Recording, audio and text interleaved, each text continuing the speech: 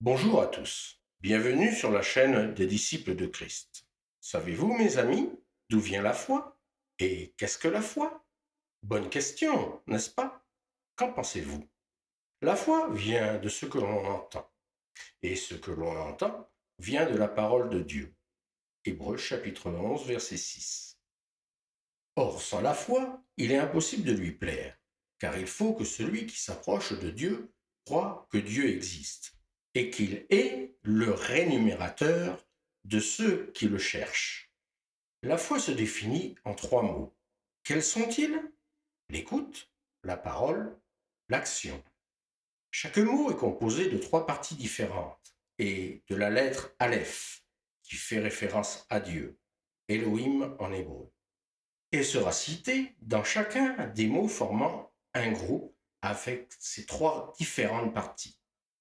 Nous citerons quelques mots d'hébreu très simples, ce qui rendra plus vivant notre relation avec Elohim, entre parenthèses Dieu. Voyons le premier groupe, Shema en hébreu, qui signifie écoute. Première partie, écoute. Écoute quoi? Ta conscience en hébreu, Emouna. Écoute la parole en hébreu tabar. Écoute la parole de Dieu. Écoute qui? Les autres, les femmes en hébreu, isha, et les hommes, ish. Sache, mon ami, que si tu sors la lettre Aleph, ton écoute sera alors sans Dieu. Voilà que tu agiras maintenant comme un homme sans foi. Tu seras calculateur, oppressé, livré à toi-même. Tu ne seras alors plus un enfant de Dieu.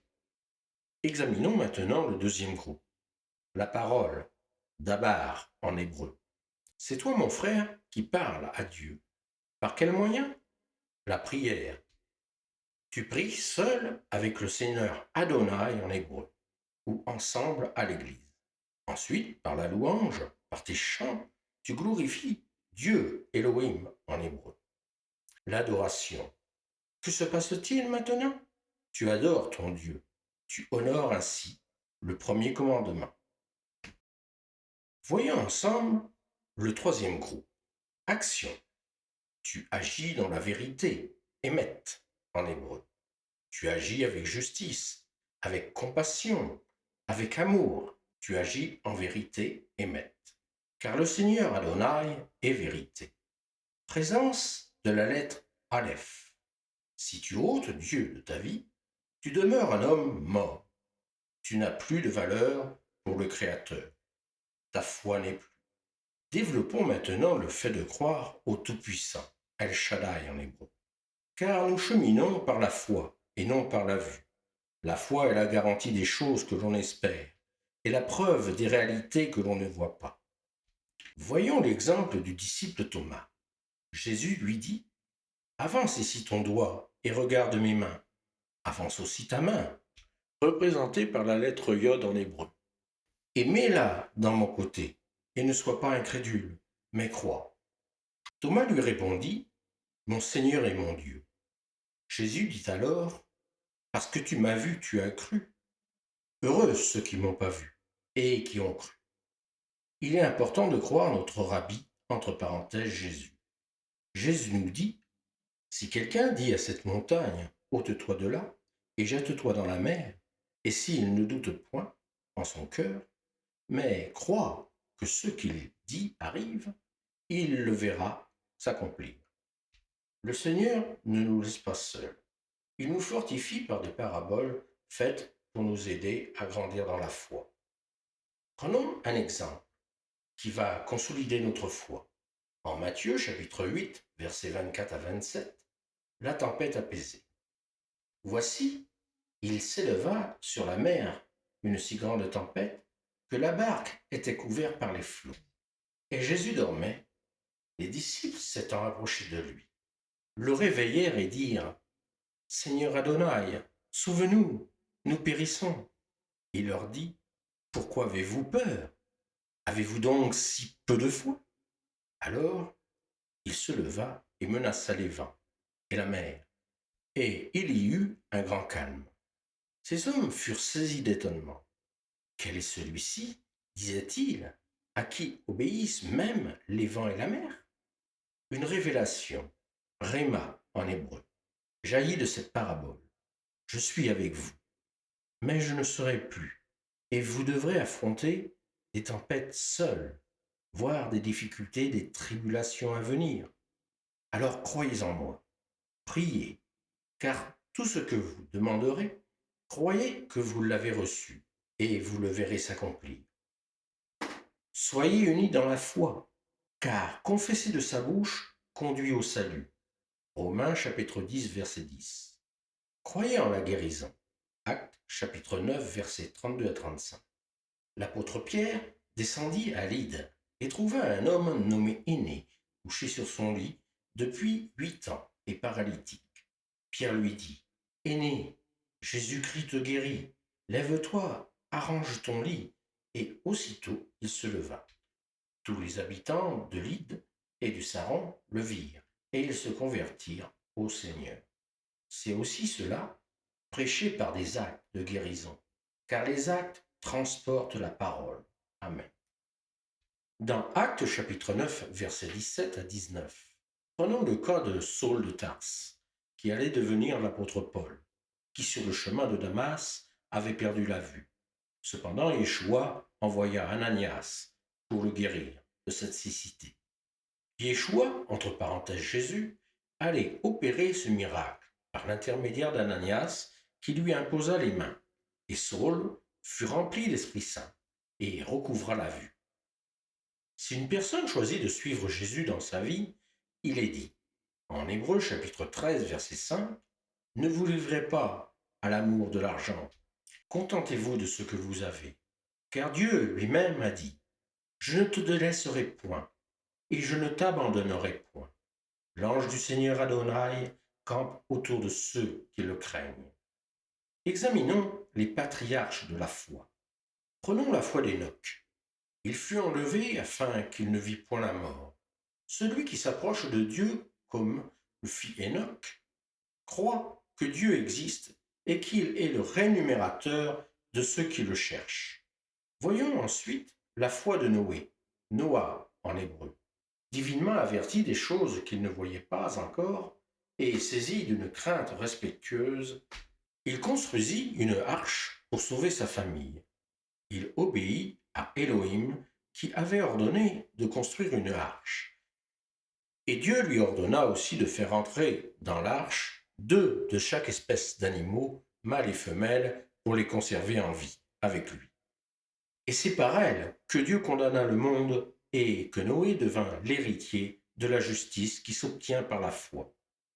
Allons plus loin, mes amis, et observons la foi. Abraham. Ne dit-on pas qu'Abraham est le père de la foi et qu'il marchait devant Dieu?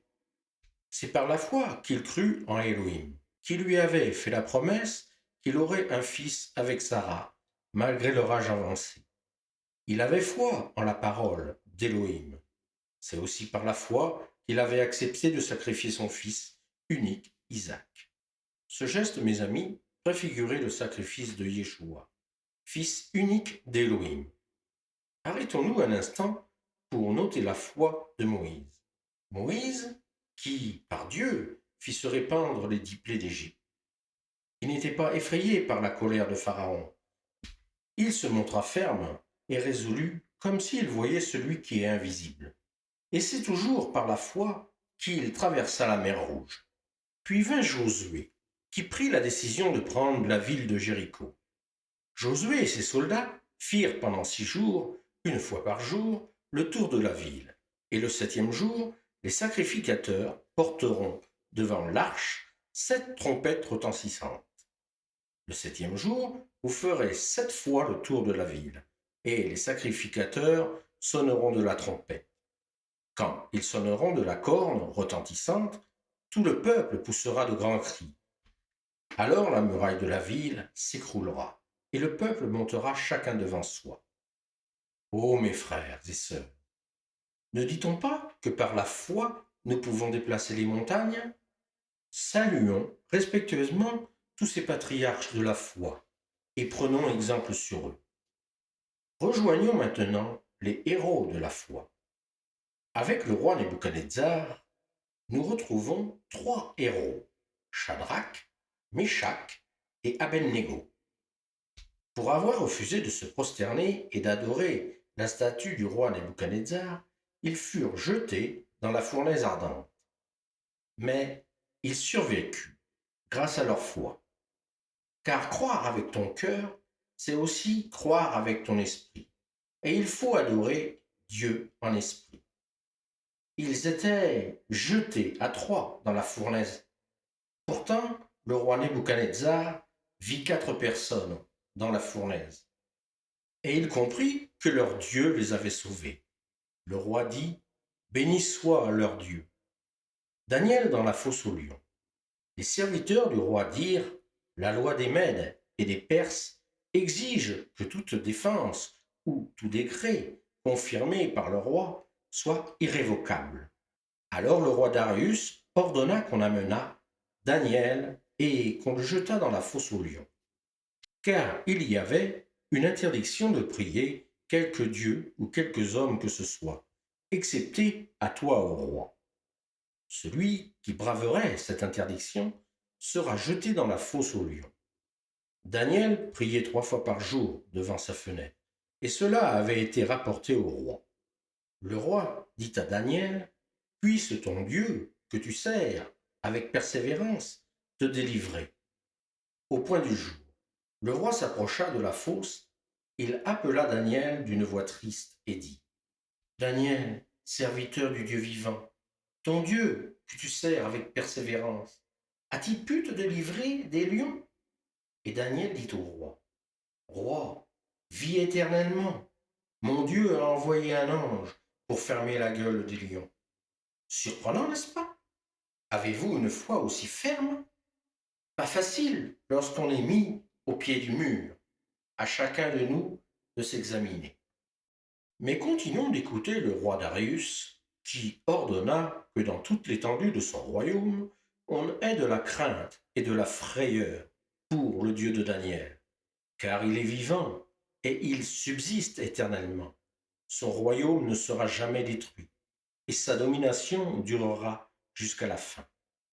Tout ceci nous prouve, s'il en était besoin, que tout genou fléchit devant la gloire du Tout-Puissant, El Shaddai. Mes frères et sœurs, demeurons intègres et fidèles jusqu'à la fin. Adressons ensemble une prière à l'Éternel. Ô Éternel, notre Seigneur, que ton nom est magnifique, que ton règne vienne, que ta majesté s'élève au-dessus des cieux.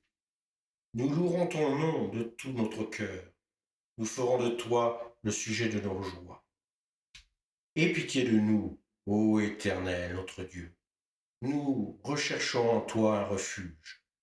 Conduis-nous sur le chemin de la droiture et fais réussir nos voies. Nous mettons notre confiance en toi pour marcher sur les pas de notre Seigneur et Roi, Christ Jésus. Donne-nous le don de guérir les malades par Jésus-Christ, notre Sauveur. Et donne-nous le pain de ce jour et protège-nous du mal.